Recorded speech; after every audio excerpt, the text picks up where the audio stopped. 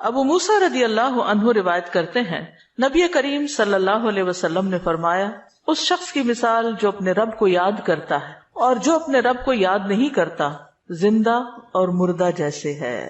تو ذکر کو زندگی سے تشبیہ دی گئی ہے، یعنی جس طرح انسان زندگی کے ساتھ خوبصورت ہوتا ہے، یعنی اس کا ظاہر خوبصورت ہوتا ہے جب زندہ ہوتا ہے، جب مر جاتا ہے تو آپ دیکھیں میت کیسی لگتی ہے، تو اسی طرح ذکر کے ساتھ انسان کا باطن روشن ہوتا ہے اور خوبصورت ہوتا ہے. ذکر جو ہے یعنی اللہ کی یاد جو ہے اس کی کئی اقسام ہیں، قرآن، نماز، تسبیحات، علم کا سیکھنا سکھانا، یہ اس وقت ہم ذکر کی مجلس میں ہیں. پھر اسی طرح دوسروں کو امر بالمعروف کرنا، نہی عن المنکر کرنا. تو یہ جو ذکر ہے اس کی کسی بھی شکل میں یہ اللہ تعالیٰ کے نزدیک ہر چیز سے بہتر عمل ہے. نبی صلی اللہ علیہ وسلم نے فرمایا کیا میں تمہیں تمہارا بہترین عمل نہ بتاؤں جو تمہارے مالک کے نزدیک اچھا اور پاکیزہ ہے اور تمہارے درجات میں سب سے بلند ہے اور سونا چاندی کے خرچ کرنے سے بہتر ہے اور اللہ کی راہ میں جہاد کرتے ہوئے تمہارے کفار کی گردنیں مارنے اور ان کے تمہاری گردنیں مارنے سے بھی افضل ہے. صحابہ نے عرض کیا کیوں نہیں؟ آپ نے فرمایا اللہ تعالیٰ کا ذکر، چاہے آپ نماز میں کر رہے ہیں، نوافل میں کر رہے ہیں، تلاوت قرآن کے ذریعے کر رہے ہیں، تعلیم قرآن کے ذریعے کر رہے ہیں، تسبیحات کے ذریعے کر رہے ہیں، درود شریف پڑھ رہے ہیں، کسی بھی طرح کھڑے بیٹھے لیٹے چلتے پھرتے، فارمل وے میں، انفارمل وے میں، اونچے یعنی جہرن اور سرن، جس شکل میں بھی آپ اللہ کو یاد کرتے ہیں تو اس کی اتنی زیادہ فضیلت ہے، بہت افضل عمل ہے. اور اس کے برعکس کیا ہوتا ہے؟ اللہ تعالیٰ سے غافل ہو جانا، بھول جانا، اور وہ عموماً کب ہوتا ہے؟ جب ہم دنیا میں خوب محو ہو جاتے ہیں. اسی طرح رسول اللہ صلی اللہ علیہ وسلم نے فرمایا بہترین عمل یہ ہے کہ جب تم دنیا سے رخصت ہو تو تمہاری زبان اللہ کے ذکر سے تر ہو، اور یہ اسی وقت ہو سکتا ہے جب ہمیں ہر حالت میں ذکر کرنے کی عادت ہو. یعنی ذکر جو ہی چھوٹے تو ہمیں کبھی سی محسوس ہونے لگے کہ کچھ رہ گیا ہے، کچھ چھٹ گیا میرے ہاتھ سے، کچھ نکل گیا ہے، کچھ کمی سی ہے، وہ خلا، وہ خالی پن فوراً محسوس کر لیں. ہم ذکر کرنے والے سب سے آگے آگے ہوں گے. رسول اللہ صلی اللہ علیہ وسلم نے فرمایا مفردون سبقت لے گئے. صحابہ نے پوچھا اللہ کے رسول مفردون کون ہے؟ آپ نے فرمایا اللہ کا بہت ذکر کرنے والے مرد اور ذکر کرنے والی عورتیں.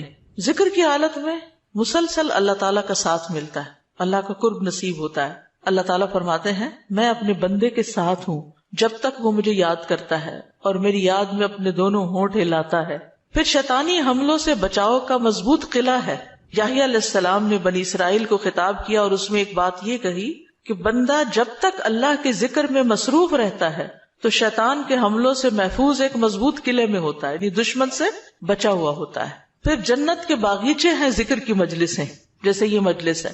رسول اللہ صلی اللہ علیہ وسلم نے فرمایا جب تم لوگ جنت کے باغوں کے پاس سے گزرو تو کچھ کھا پی لیا کرو. صحابہ نے پوچھا جنت کے باغوں سے کیا مراد ہے؟ آپ نے فرمایا مجالس ذکر کی مجلسیں. قیامت کے دن سب سے زیادہ قابل رشک لوگ کون ہوں گے؟ جن کے چہروں کی سفیدی دیکھنے والوں کو ڈھانپ لے گی. وہ انبیاء و شہداء نہیں ہوں گے، لیکن ان کے اللہ کے قریب ہونے کی وجہ سے انبیاء و شہداء ان پہ رشک کریں گے. عرض کیا کہ اللہ کے رسول یہ کون لوگ ہوں گے جن پہ انبیاء و شہداء رشک کریں گے؟ فرمایا یہ مختلف قبیلوں کا مجموعہ ہے، مختلف قبیلوں، مختلف بیک گراؤنڈ سے آئے ہوئے لوگ ہیں جو اللہ کے ذکر پہ جمع ہوتے ہیں اور عمدہ کلام کو اس طرح چن چن کر لیتے ہیں جیسے کھجور کھانے والا عمدہ کھجوریں چن چن کے لیتا ہے. تو مجھے اس حدیث کو پڑھتے ہوئے آپ لوگوں کا خیال آتا ہے کہ علم کی مجلس میں سے جو اہم نکتے ہیں وہ آپ اپنے پاس محفوظ کرتے جاتے ہیں. کچھ باتیں دل میں یاد ہیں اور کچھ قلم سے یعنی نوٹ بک میں نوٹ کرتے جا رہے ہیں. تو ایسی مجلسیں جو ہیں وہ انسان کے لیے ایک بہت بڑی نعمت ہے. پھر ذکر نہ کرنا باعث حسرت ہے.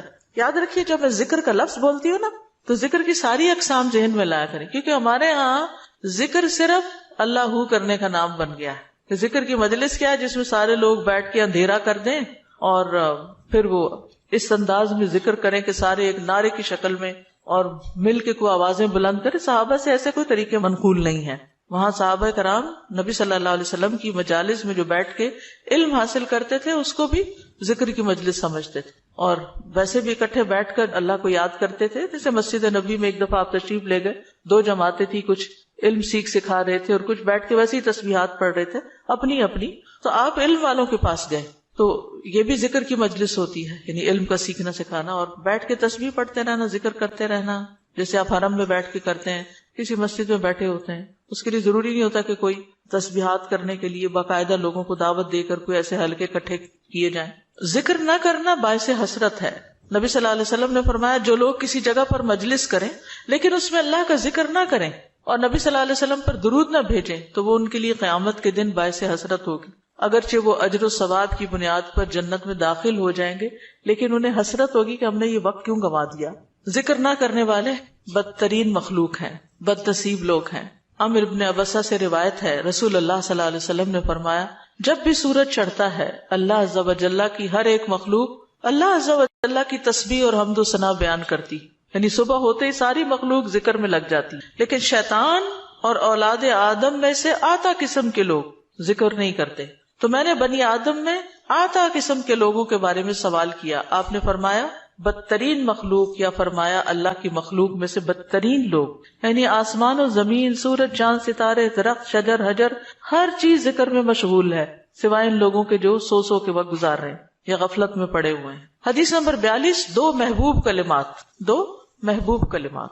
عن ابی ہریرہ رضی اللہ عنہ قال قال النبی صلی اللہ علیہ وسلم کلمتان حبیبتان الی الرحمن خفیفتان علی اللسان ثقیلتان فی المیزان سبحان اللہ وبحمدہ سبحان اللہ العظیم۔ کتاب التوحید۔ ابو ہریرہ رضی اللہ عنہ روایت کرتے ہیں نبی کریم صلی اللہ علیہ وسلم نے فرمایا دو کلمے رحمان کو بہت محبوب ہیں، زبان پر بہت ہلکے ہیں لیکن قیامت کے دن ترازو میں بہت بھاری ہوں گے۔ سبحان اللہ و بحمدہ سبحان اللہ العظیم۔ اللہ اپنی حمد کے ساتھ پاک ہے، اللہ پاک ہے جو بہت عظمت والا ہے۔ تو جیسے ہم جانتے ہیں کہ نفلی عبادت میں افضل عمل اللہ کا ذکر ہے، تو یہاں پر اس ذکر کی خاص شکل بتائی گئی کہ اللہ تعالیٰ کی حمد و ثنا اور پاکی بیان کرنا۔ سبحانہ کا مطلب کیا ہوتا ہے؟ کہ وہ پاک ہے۔ تو جس کلام میں، جس ذکر میں اللہ تعالیٰ کی پاکی بیان کی جائے، تسبیح بیان کی جائے اور حمد و ثنا بیان کی جائے، وہ اللہ تعالیٰ کا چنا ہوا کلام ہے۔ رسول اللہ صلی اللہ علیہ وسلم سے سوال کیا گیا کون سا کلام افضل ہے؟ آپ نے فرمایا جو اللہ نے اپنے فرشتوں اور بندوں کے لیے چنا۔ کیا فرمایا؟ جو اللہ نے اپنے فرشتوں اور اپنے بندوں کے لیے چنا۔ سبحان اللہ و بحمدہ، ٹھیک ہے، سبحان اللہ و بحمدہ۔ یہ تمام مخلوق کی نماز ہے، تمام مخلوق کی نماز ہے۔ نوح علیہ السلام کی وفات کا وقت جب آیا تو انہوں نے اپنے بیٹے سے فرمایا کہ میں تمہیں ایک وصیت کر رہا ہوں، دو باتوں کو کرنے کا حکم دیتا ہوں، دو باتوں سے روکتا ہوں۔ اور دو کرنے کے جو کام بتائے اس میں سے ایک لا الہ الا اللہ کا اقرار، کہ اگر ساتوں آسمان اور ساتوں زمینوں کو ترازو کے ایک پلڑے میں رکھ دیا جائے اور لا الہ الا اللہ کو دوسرے پلڑے میں، تو لا الہ الا اللہ والا پلڑا جھک جائے گا، اور اگر ساتوں آسمان اور ساتوں زمینیں ایک بند کڑے کی شکل اختیار کر لیں تو لا الہ الا اللہ اس کو بھی توڑ دے گا۔ اتنی طاقت ہے اس کلام کے اندر۔ اور دوسرا یہ کہ سبحان اللہ و بحمدہ کا ورد کرتے رہنا، کیونکہ یہ ہر چیز کی نماز ہے اور اس کے ذریعے مخلوق کو رزق ملتا ہے۔ اور میں تمہیں شرک اور تکبر سے منع کرتا ہوں، یہ دو منع کرنے والی چیز۔ اسی طرح ان کلمات کو اگر کوئی 100 دفعہ دن میں پڑھے تو اس کے گناہ مٹ جاتے ہیں، گناہ جھڑ جاتے ہیں، چاہے سمندر کی جھاگ کے برابر ہی کیوں نہ ہو۔ پھر اسی طرح ایک اور حدیث میں آتا ہے سنن ترمذی کی، جو شخص سبحان اللہ العظیم و بحمدہ کہتا ہے اس کے لیے جنت میں کھجور کا ایک درخت لگا دیا جاتا ہے، صرف ایک دفعہ کہنے سے۔ کہہ لیجئے سبحان اللہ العظیم و بحمدہ۔ اللہ کے راستے میں سونا خرچ کرنے سے بہتر ہے۔ رسول اللہ صلی اللہ علیہ وسلم نے فرمایا جو رات سے خوف کھائے، اکیلا ہونے کی وجہ سے یا ویسے اس کو اندھیرے کا فوبیا ہو، کہ جو رات سے خوف کھائے کہ وہ اس کو پریشان کرے گی، یا مال خرچ کرنے سے بخل کرے کہ دینے کو دل نہ چاہے، یا دشمن سے مقابلہ کرنے سے ڈرے، تو وہ اس قول کی کثرت کر دے سبحان اللہ و بحمدہ، سبحان اللہ و بحمدہ، کیونکہ یہ اللہ کے نزدیک سونے کا پہاڑ اللہ کے راستے میں خرچ کرنے سے زیادہ محبوب ہے۔ ہم میں سے کس کی وسعت ہے کہ سونے کا پہاڑ اللہ کے راستے میں خرچ کرے؟ نہیں کر سکتے۔ تو اس لیے اس کلمے کو ہی زیادہ سے زیادہ پڑھ لینا چاہیے۔ اسی طرح سبحان اللہ، لا الہ الا اللہ، الحمدللہ، یہ کلمات عرش کے ارد گرد چکر لگاتے اور ان کی بھنبھناہٹ ہوتی شہد کی مکھیوں کی بھنبھناہٹ کی طرح، اور وہ اپنے ذکر کرنے والے کی اللہ کے ہاں یاد دلاتے ہیں۔ تو آپ نے فرمایا کیا تم میں سے کوئی یہ پسند نہیں کرتا کہ اس کے لیے کوئی ایسا ہو جو ہمیشہ اللہ کے ہاں اس کی یاد دلائی جاتے رہے، یعنی کوئی ایسا طریقہ ہو کہ ہمیشہ عرش کے ارد گرد آپ کا ذکر ہوتا رہے. قیامت کے دن بھی یہ انسان کا بچاؤ کریں گے، یعنی جہنم سے بچانے کے لیے سبحان اللہ والحمد للہ ولا الہ الا اللہ واللہ اکبر. پھر اہل جنت کا ذکر کیا ہوگا؟ ان کے سانس کے ساتھ ان کو تسبیح و تحمید سکھا دی جائے گی کہ بولنا بھی نہیں پڑے گا، سانس لیں گے اور سانس کے ساتھ اللہ کا ذکر جاری ہو جائے گا. یہ جو احادیثوں نے بیان کی، یہ آپ کے پاس کارڈ ہونا چاہیے تسبیحات کی فضیلت والا، اس میں لکھی ہوئی ہے، دوسروں کے ساتھ بھی شیئر کریں اور خاص طور پہ بچوں کو ذکر کرنا سکھائیں. ان کے اندر بھی ایک کامنس آتی، ایک سکینت آتی ہے. ہم بعض اوقات یہ سوچتے ہیں یہ تو بچے ہی ہیں، ابتدائی عمر سے، چھوٹی عمر سے کہ چلو یہ پڑھو، انگلیوں پہ گنتے ہیں، اچھا تم نے کتنی دفعہ پڑھ لی، کتنے جنت میں درخت لگائے، تو آہستہ آہستہ ان کو عادت ہو جاتی. پھر ذکر کی ایک قسم اللہ کے نام پڑھنا، اللہ کے نام یاد کرنا. عن ابی ہریرہ ان رسول اللہ صلی اللہ علیہ وسلم قال ان للہ 99 اسما 100 الا واحدا من احصاها دخل الجنہ. کتاب التوحید. ابو ہریرہ رضی اللہ عنہ سے روایت ہے کہ رسول اللہ صلی اللہ علیہ وسلم نے فرمایا، بے شک اللہ کے 99 نام ہیں، 99، ایک کم 100. جو شخص ان سب کو محفوظ رکھے گا، یاد کر لے گا، وہ جنت میں داخل ہوگا. من احصاها، تو احساس سے مراد ان کو گننا، ان کے معنی پہچاننا، ان کے تقاضے کے مطابق عمل کرنا. خالی لکھ کے یا جمع کر کے یاد کر لیا جائے اور مطلب ہی نہ پتا ہو اور اس کے مطابق عمل نہ ہو تو پھر یہ وعدہ نہیں پورا ہوتا.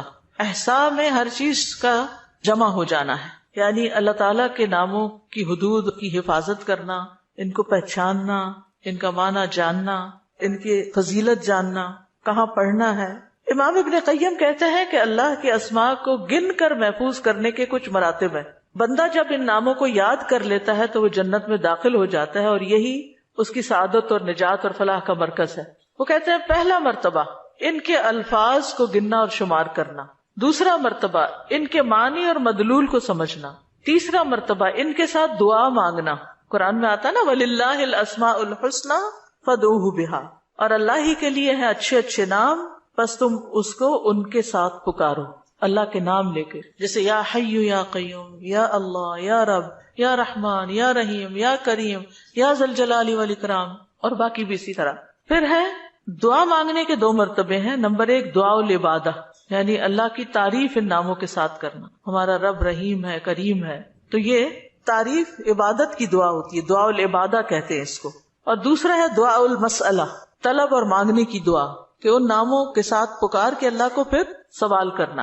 اور اسماء حسنہ کے ساتھ یہ نہیں کہ اپنی طرف سے اللہ تعالیٰ کا کوئی نام بنا کے اور پھر اس سے دعا کرنا، یا موجود، یا ذات، یا شیء، اس طرح کی باتیں نہیں، بلکہ اللہ کے جو پراپر نام قرآن و سنت سے ثابت ہیں ان کے ساتھ دعا مانگنا. تو یاد رکھیے کہ اللہ کی پہچان یہ علم کا پہلا مرتبہ ہے. سب سے پہلے جس کو جاننا چاہیے، جس کے بارے میں ہمیں معلوم ہونا چاہیے کہ وہ کون ہے، وہ اللہ رب العزت. فَاعْلَمْ أَنَّهُ لَا إِلَهَ إِلَّا هُوَ، جان لو کہ اللہ کے سوا کوئی الہ نہیں. یہ علم ہر ایک پر فرض ہے کہ ہمارا خالق کون ہے، ہمارا مالک کون ہے، ہمارا رازق کون ہے، ہمارا معبود کون ہے، ہماری مشکل کشا کون ہے، ہمارا حاجت روا کون ہے، اور جو بھی اللہ تعالیٰ کے باقی نام ہے، پہچان. یہ علم تمام علوم سے افضل ہے، کیونکہ جب ایک انسان، کوئی بچہ، بوڑھا، جوان اللہ تعالیٰ کو جان لیتا ہے نا، تب ہی اس کی زندگی درست ہوتی، تب ہی اس کو واقعی ہدایت ملتی، تبھی وہ اللہ کے لیے سب کچھ کرتا ہے، تبھی اس کے اندر تقویٰ پیدا ہوتا ہے، تبھی وہ حلال حرام کی تمیز کرتا ہے. کیونکہ یہ سب کچھ کرنا اس کے لیے اللہ نے اپنی عبادت کے لیے پیدا کیا، اور اگر ہم اللہ ہی کو نہیں پہچانتے تو عبادت کس کی کر رہے ہیں؟ تو پہلا کام اللہ کی پہچان ہے، اللہ کی معرفت، خود بھی اور اپنی آل اولاد کو بھی اور اپنے آس پاس کے لوگوں. اور اللہ کی پہچان کے لیے اللہ کے ناموں کا علم حاصل کرنا ضروری. پھر اس سے ایمان میں بھی اضافہ ہوتا ہے. جتنا جتنا آپ اللہ کو زیادہ جانتے چلے جاتے ہیں اتنا اتنا آپ کا ایمان بڑھتا ہے. اسی لیے اس کو اشرف العلوم کہا گیا ہے کہ تمام علوم کا سردار ہے یہ. پھر اسی طرح اللہ تعالیٰ کے ناموں کو پڑھنے، یاد کرنے، جاننے، سمجھنے کے بارے میں کچھ اصول و قواعد ہیں. اس میں پہلی بات یہ کہ اللہ کے تمام نام توقیفی ہیں، اس میں عقل کی کوئی گنجائش نہیں، یعنی بذریعہ وحی معلوم ہوئے. ہم اپنی پسند سے اللہ کا کوئی نام نہیں رکھ سکتے.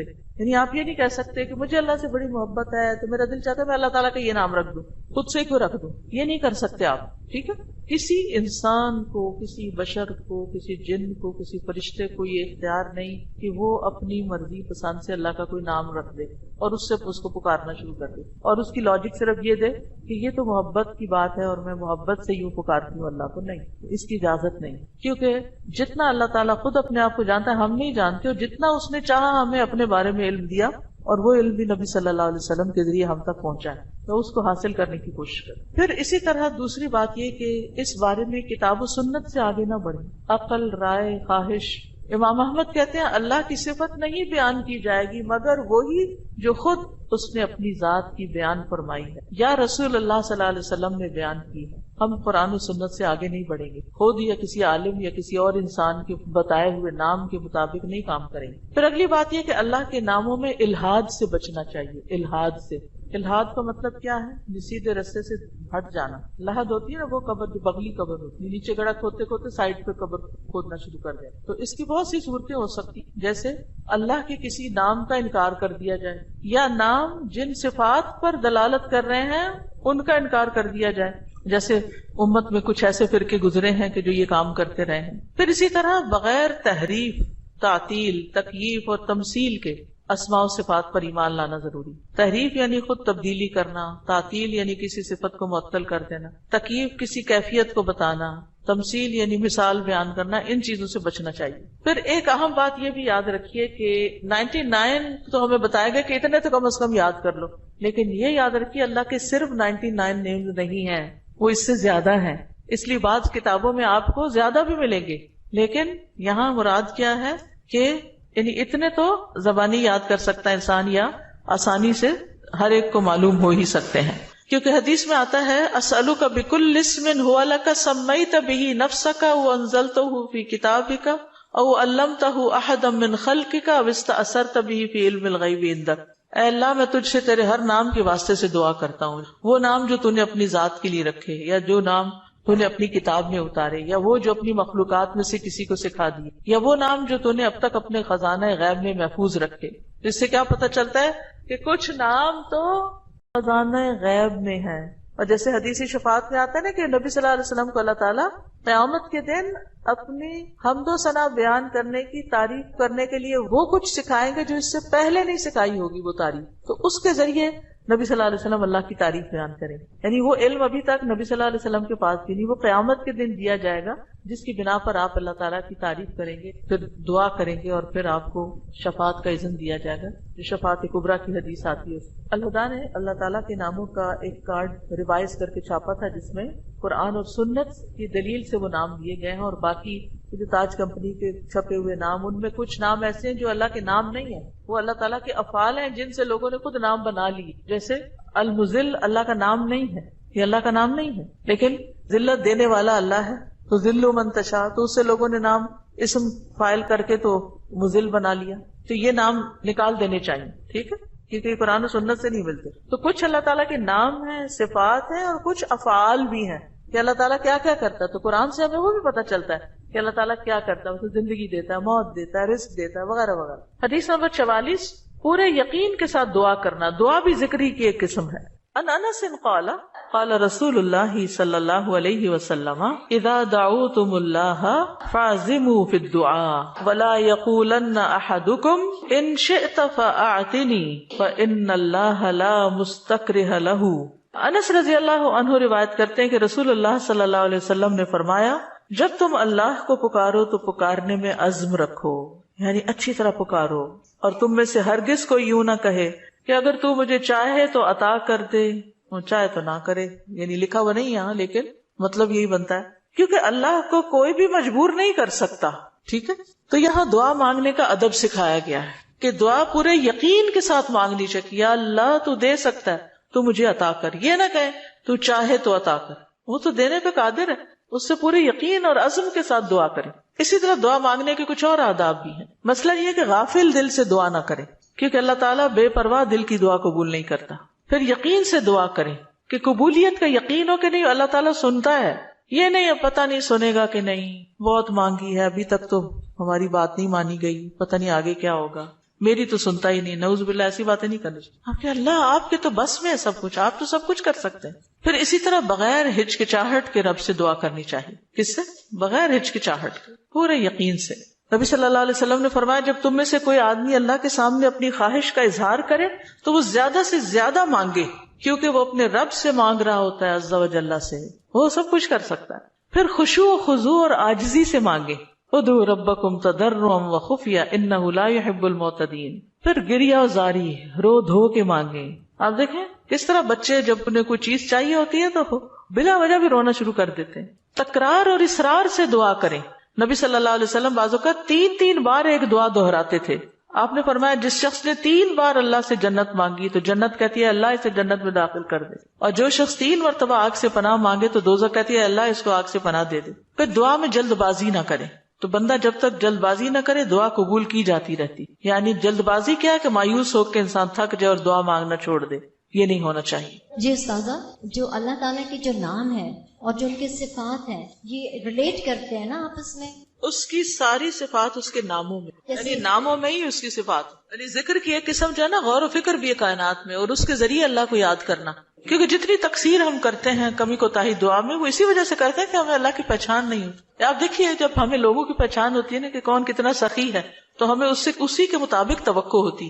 امی سے عیدی اتنی ملے گی اور ابا سے اتنی ملے گی، کیونکہ ہم دونوں کا مزاج پہچانتے ہیں کہ کون کتنا دیتا ہے. اسی طرح خالہ مامی دادی سب کا پتا ہوتا ہے کہ کون کیا کرتا ہے. تو اگر انسانوں کا تھوڑا بہت ہمیں پتا ہوتا ہے اور اس کے مطابق ہی ہماری ایکسپیکٹیشن ہوتی ہے، تو جس کو اللہ کا پتا چل جائے کہ وہ کیا عظیم ہستی ہے، پھر اس کی دعا کی ایکسپیکٹیشن کتنی بڑی ہوگی کہ وہ کیا کچھ نہیں دے سکتا اور کیا کچھ اس سے مانگنا چاہیے. وہ تو کبھی مایوس ہی نہیں ہو سکتا انسان. اساتذہ السلام علیکم. یہ جو ہم لوگ الہدا میں بھی پڑھاتے ہیں نسلوں کا یوم، اس کے اندر بھی یوم عزو آتا ہے، تو کیا کوئی نیا ورژن ہے جس؟ بالکل نیا ورژن بھی ہے.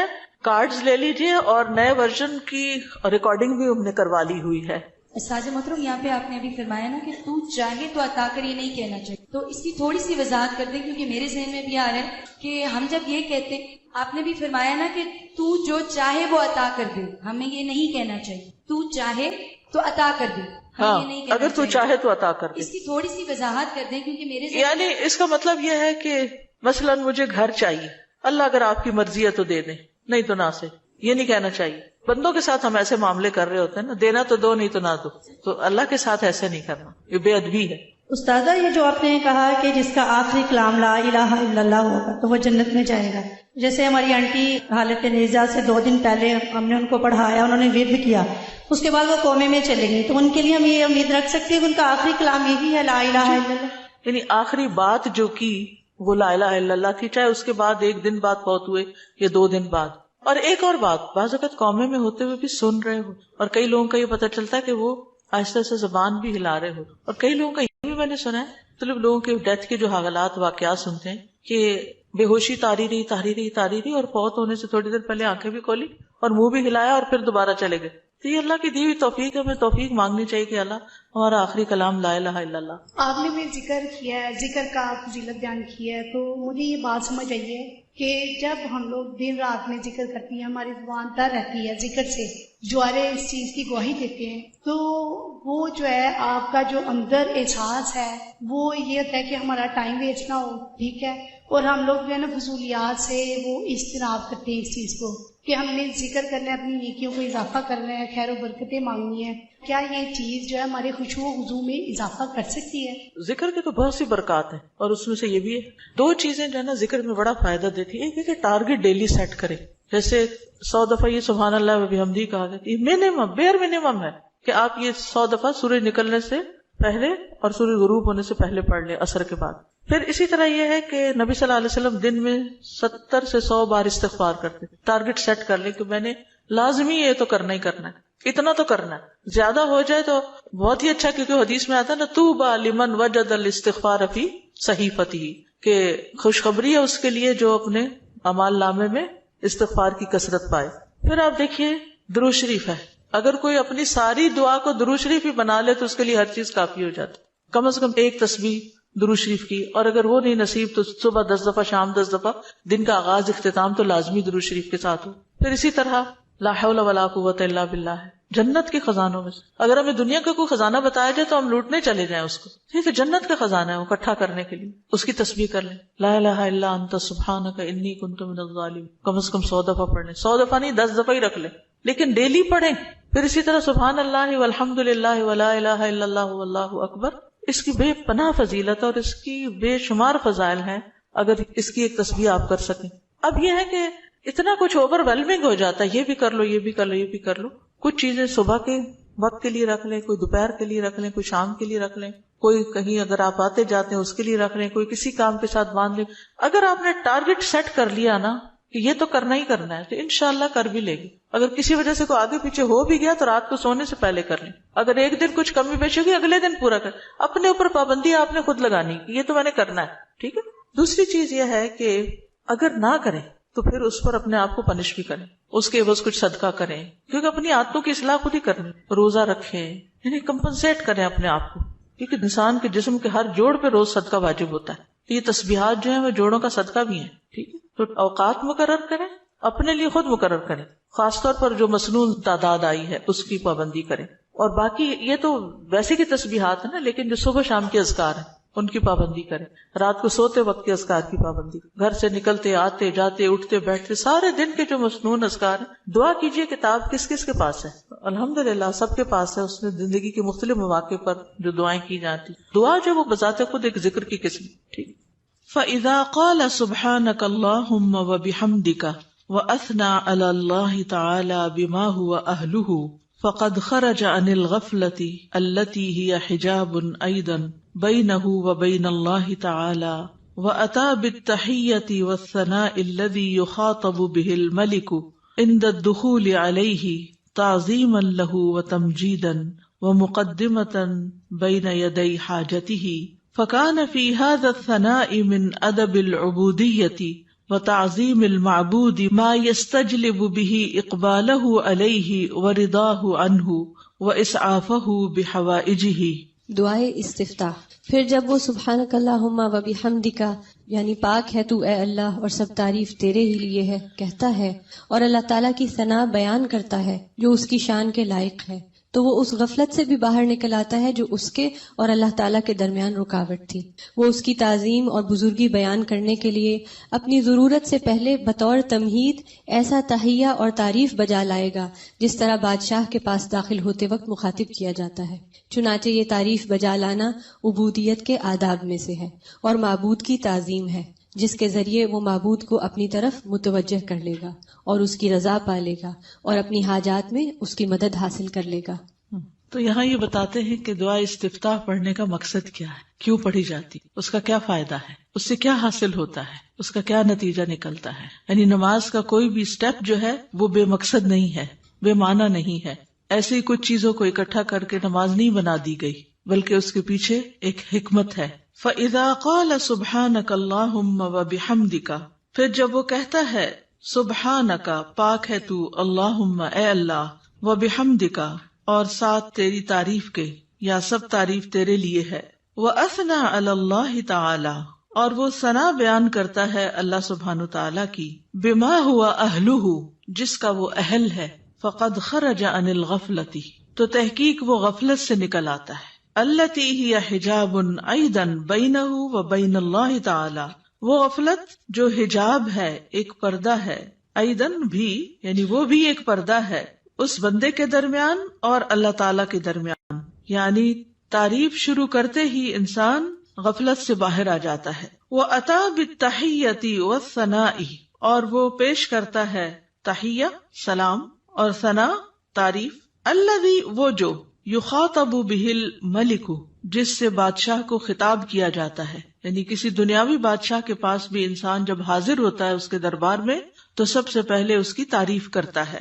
عند الدخول علیہ اس کے پاس داخل ہونے کے وقت، تعظیما لہ وتمجیدا اس کی تعظیم کرتے ہوئے اور اس کی بزرگی بیان کرتے ہوئے، ومقدمتا بین یدی حاجتہ اور اپنی حاجت پیش کرنے سے پہلے تمہید کے طور پر، مقدمہ تمہید یعنی مقدمے کے طور پر، فکان فی ھذا الثناء، تو یہ تعریف جو ہے اس میں، من ادب العبودیتی، یہ عبودیت کے آداب یا مینرز میں سے ہے، وتعظیم المعبودی، اور معبود کی تعظیم ہے، یعنی یہ اللہ سبحانہ تعالیٰ کی تعظیم کے لیے ہم ثنا پڑھتے ہیں شروع میں، سبحانک اللہم وبحمدک وتبارک اسمک وغیرہ، ما یستجلب بہ اقبالہ علیہ، جس کے ذریعے وہ کھینچ لاتا ہے یا متوجہ کر لیتا ہے اللہ سبحانہ تعالیٰ کی توجہ اپنی طرف، اقبالہ علیہ، اس کی توجہ اپنی طرف، ورضاہ عنہ، اور اس کی رضا، واسعافہ بحوائجہ، اور اس کی مدد کرنا۔ اسعاف آپ نے دیکھا ہوگا